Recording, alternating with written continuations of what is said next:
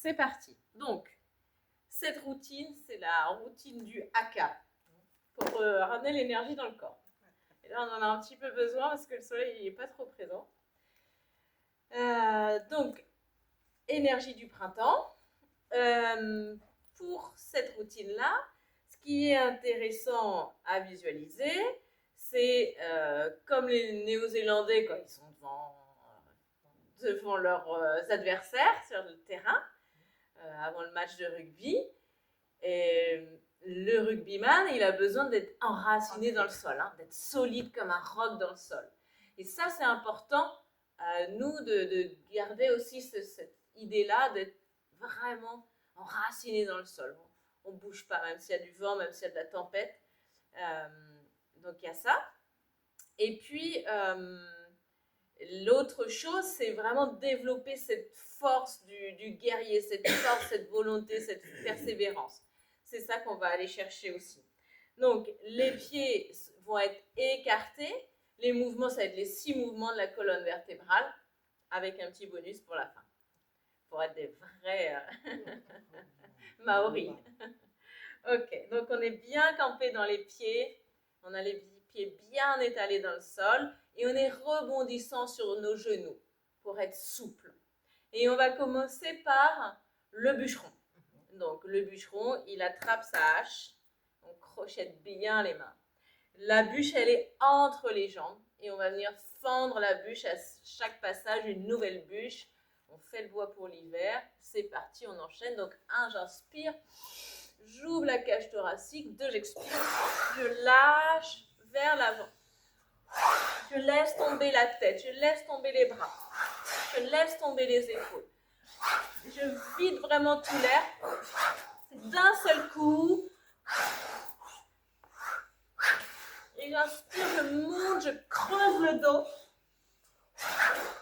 Les genoux sont bien fléchis pour amortir le mouvement.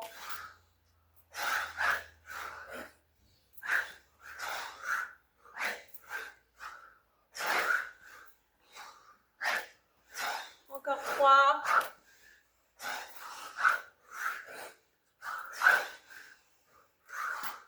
Ok, on relâche. Ouh. On vient retrouver son souffle en soufflant lentement. On vide tout l'air. À chaque expire, on vide tout l'air pour calmer le souffle.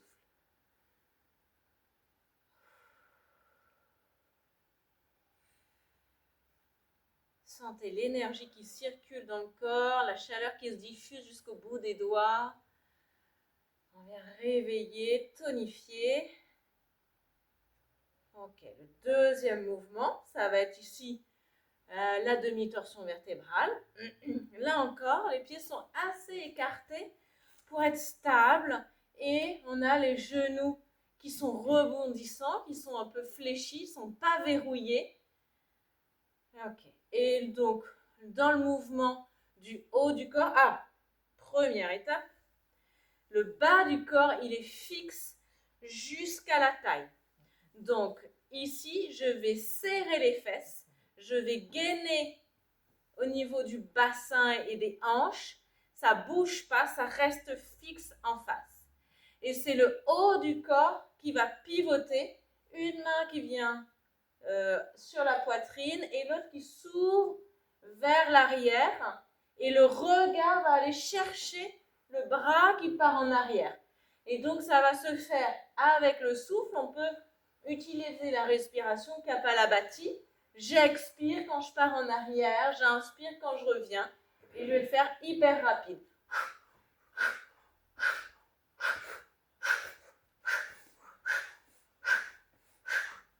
Mes bras sont comme des élastiques. Ça part en arrière et puis ça revient. Je lâche complètement le contrôle pour que le bras puisse partir le plus loin possible en arrière. Mon regard suit le bout des doigts jusqu'au bout.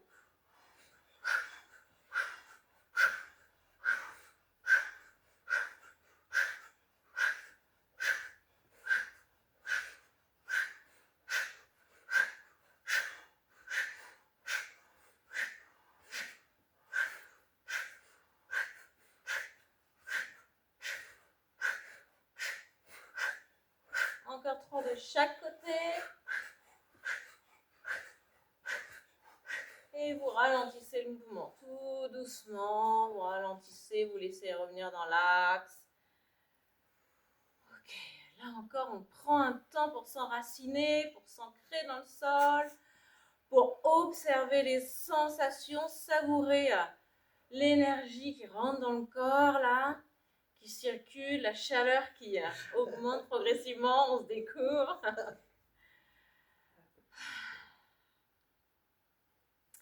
L'avantage de cette routine aussi, pendant que vous récupérez votre souffle, expire longue, c'est que vous pouvez la faire dehors. Vous pouvez aller dans votre jardin le matin pour faire cette routine à l'extérieur ou sur la plage, ou enfin voilà, où vous êtes dans un lieu où vous arrêtez à un moment pendant que vous êtes en balade, dans la forêt. Donc c'est vraiment pratique, c'est que ça peut se faire partout. Ou sur le terrain avant le match. C'est aussi possible. Donc le troisième mouvement, il va être un peu plus maternel, tranquille et doux. Voilà, ça va être la petite étape en douceur. Donc là encore, les pieds sont assez espacés pour être stables. Et on va visualiser qu'on vient attraper la lune dans nos bras. Là, on attrape la lune ronde et puis on va glisser sur le côté pour bercer la lune. Et on va venir s'étirer au niveau du latéral cette fois-ci. On vient étirer les flancs sur les côtés. On imagine qu'on est contre une paroi de verre. Les talons, les fessiers, les omoplates, les bras et l'arrière de la tête glissent contre la paroi de verre. On berce la lune en restant dans l'axe. Le corps reste bien dynamique. La tête étirée vers les étoiles. On expire longtemps quand on se penche sur le côté. Expire long quand on revient. Grande inspire et on repasse de l'autre côté. On sent que ça s'amplifie au fur et à mesure. Ça devient de plus en plus fluide, de plus en plus rond. Voilà, le regard reste dans l'axe. Regardez en face. L'arrière de la tête reste glissé contre le sol. Encore une fois de chaque côté. Expire longue, restez-y quelques instants.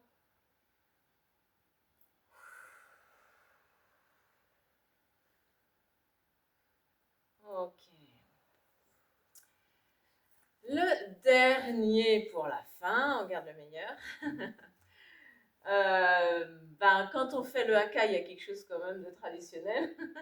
Ah oui, c'est le tirage de langue. Oui, c'est le tirage de langue. Donc on va coupler, parce qu'en yoga on a aussi le tirage de langue, on va coupler deux exercices de yoga, le lion et le ventre creux. Donc la posture du lion, les griffes sont sorties, on peut placer éventuellement les mains comme ça, ce sera plus confortable. Donc on va commencer par le lion. 1, j'inspire. 2, j'expire en rugissant et en tirant la langue jusqu'au menton, avec le regard féroce du lion. Donc on vient regarder l'espace entre les sourcils, on louche en même temps. C'est ça qui fait peur aux adversaires. Plus la langue vient loin vers le menton, plus c'est un signe de bonne santé. Donc allez-y vraiment en grand. N'ayez pas peur. Et donc une fois qu'on a vidé tout l'air, on est prêt pour enchaîner sur le ventre creux. Langue tirée ou pas, ça c'est vous qui verrez comment c'est le plus facile. Donc 1, j'inspire.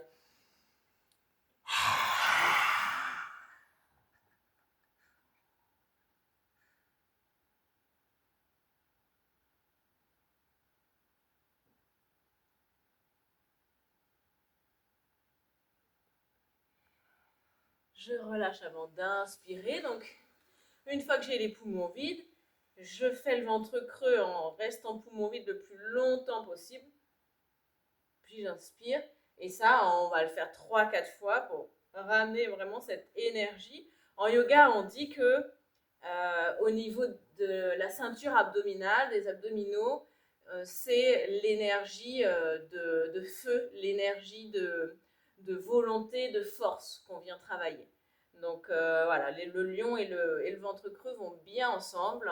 C'est reparti. Soyez féroces.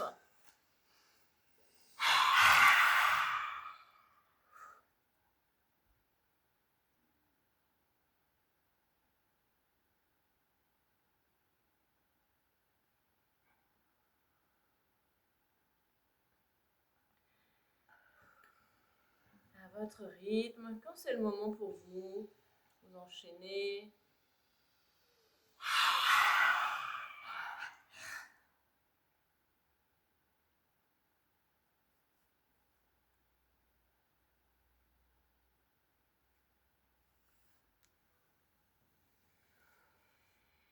Et un petit dernier pour la fin. C'est parti.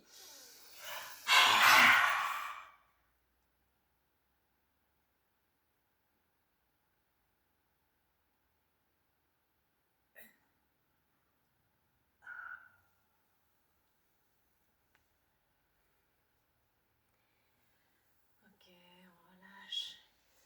On secoue un peu les poignets, les jambes. Et puis ben là, on est prêt, chaud patate, si on a un entretien, si on a un examen, si on a besoin de parler à son enfant ou à sa voisine ou à son chien qui nous a énervés. On est prêt. Pour commencer la journée. Voilà, voilà. Je crois que j'ai tout dit sur le sujet. Il n'y a plus qu'à maintenant. Amusez-vous.